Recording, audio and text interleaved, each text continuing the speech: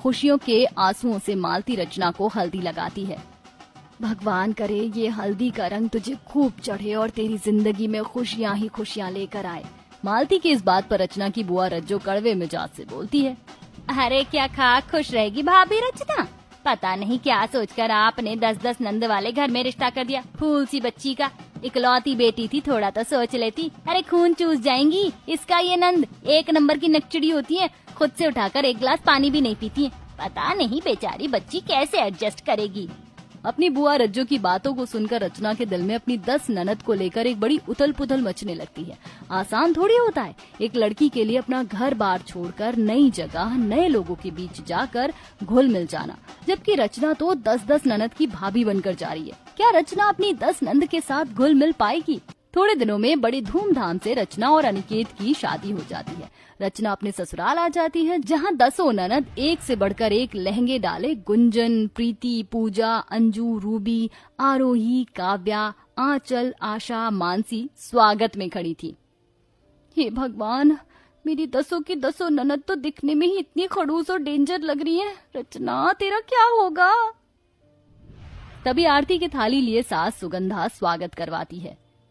आओ आओ दुल्हन रानी, तुम्हारे अपने ससुराल में स्वागत है। दाएं पैर से कलश गिराकर अंदर आओ। जी सासू माँ। तभी आलते की थाली लिए हुए सबसे बड़ी ननद प्रीति आगे आती है।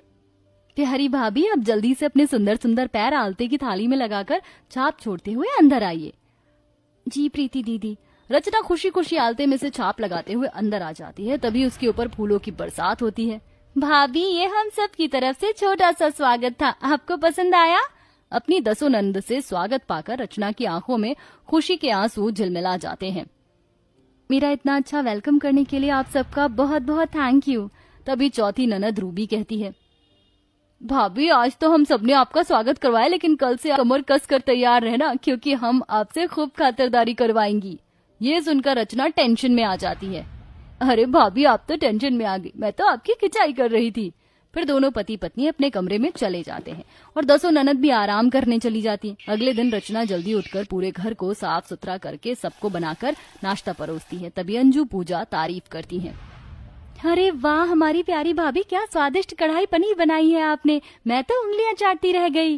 सचमुच भाभी, पुलाव भी एकदम खिले खिले बने हैं, खाकर मजा आ गया। थैंक यू अंजू दीदी, पूजा दीदी, आप सबको नाश्ता पसंद आया, मुझे खुशी हुई।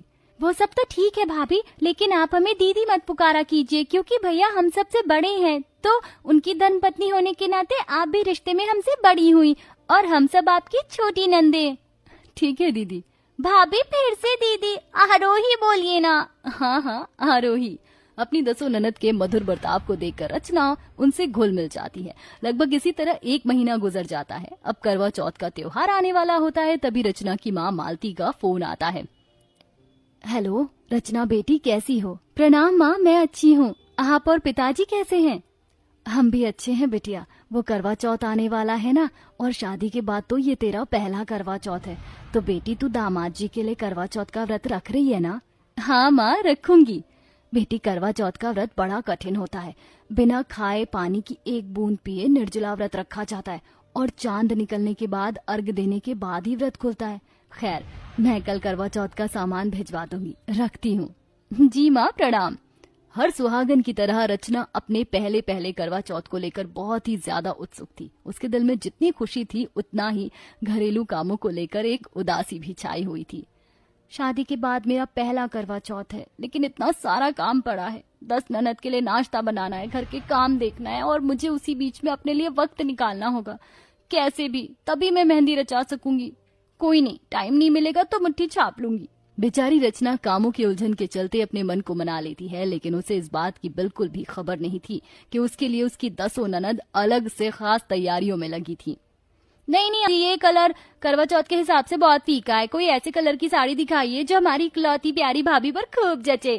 काव्या की बात सुनकर दुकानदार थके मिजाज में बोला। अरे बहना, मेरी इतने बंडल की बंडल साड़ियां खोल दी, लेकिन आप 10 में से किसी को एक भी साड़ी पसंद नहीं आई। तभी रूबी पूजा की नजर एक बड़ी सुंदर दिख रही लाल रंग की साड़ी पर जाती है। भैया, वो लाल रंग वाली साड़ी दिखाना।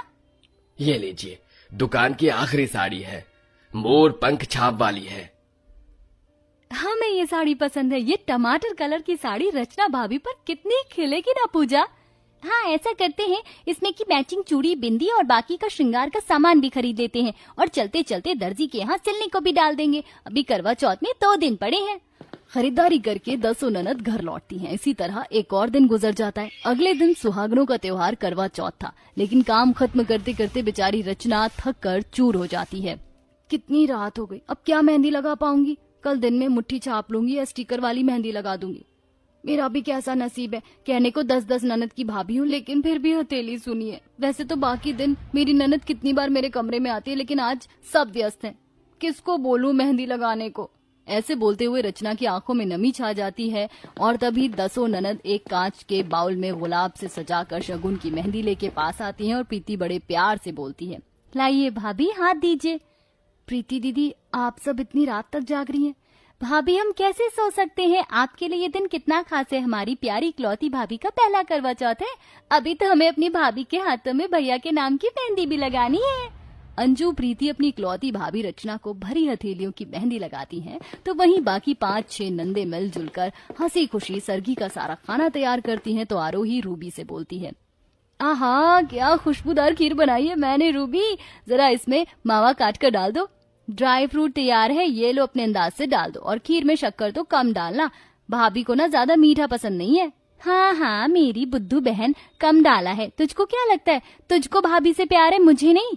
इतने में खटपट की आवाज से रचना उठ जाती है और घड़ी में 4 बजते देखकर घबराई अंदाज में बोलती है, हे भगवान 4 बज गए, मैंने तो सरगी का कुछ भी नहीं बनाया। अब अगर बनाने चलूंगी तो उतने में तो सूरज की किरण फूट जाएगी। ऐसा करती हूँ रसोई में जाके पानी पी लूंगी। जैसे ही रचना रसोई में जाने के लिए कमरे से बाहर निकलती है तो डाइनिंग टेबल पर सरगी की थाली, जिसमें की खीर, ड्राई फ्रूट, बादाम, फलाहार, जूस इत्यादि मेज पर सजा हुआ था। ये सब किसने बनाया होगा? जरूर ये माँ जी होंगी जिन्होंने ये सब बनाया होगा। तभी 10 ननद रसोई से बाहर आती हैं। भाभी उठ गई आप? मैं बस आपको जगाने ही आ रही थी। चलिए आ जाइए, जल्दी से सरगी खा लीजिए। इतने में सास सुगंधा भी आ जाती है। मुझे क्षमा कर देना, वो मेरा शुगर बढ़ गया था, इसलिए कमबख्त नींद नहीं खुली जो तेरे लिए सरगी की थाली तैयार कर दी। और सास का तो फर्ज होता है बहू को सरगी देना, फिर भी ऐसे ही भूल गई। माँ हमने सरगी का सब कुछ बना दिया है, आप केवल बस अपना हाथ लगा दीजिए। ये सारा खाना तुम सबने बनाया है?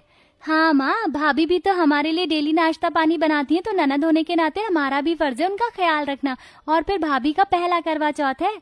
अपनी 10 ननद से इतना प्यार पाकर रचना फूले नहीं समाती और खुशी से सरगी खाती है। करवा चौथ वाले दिन साफ सफाई के लिए रचना जैसे ही झाड़ू उठाती है तो अंजू झाड़ू लेते हुए बोलती है, भाभी लाइए झाड़ू मुझे दीजिए, आप जाके आराम कीजिए, मैं कर दूंगी सफाई। अरे पर अंजू मैं कर लूंगी, पहले ही तुम सबने इतना किया है मेरे लिए। भाभी आज आपका करवा चौथ का व्रत है, आज आप कोई काम नहीं करेंगी, केवल आराम करेंगी।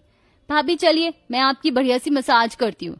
इसी तरह 10 ननद रचना के व्रत में उसका खूब देखभाल करती हैं और उसे खास एहसास करवाने के लिए पूरे घर से लेकर छत को खूब बढ़िया से सजाती हैं और अपने हाथों से उसका 16 श्रृंगार करती हैं। 2 ननद जूड़ा बनाती हैं तो 2 मेकअप करती हैं और 2-3 उसे गहने पहनाती हैं।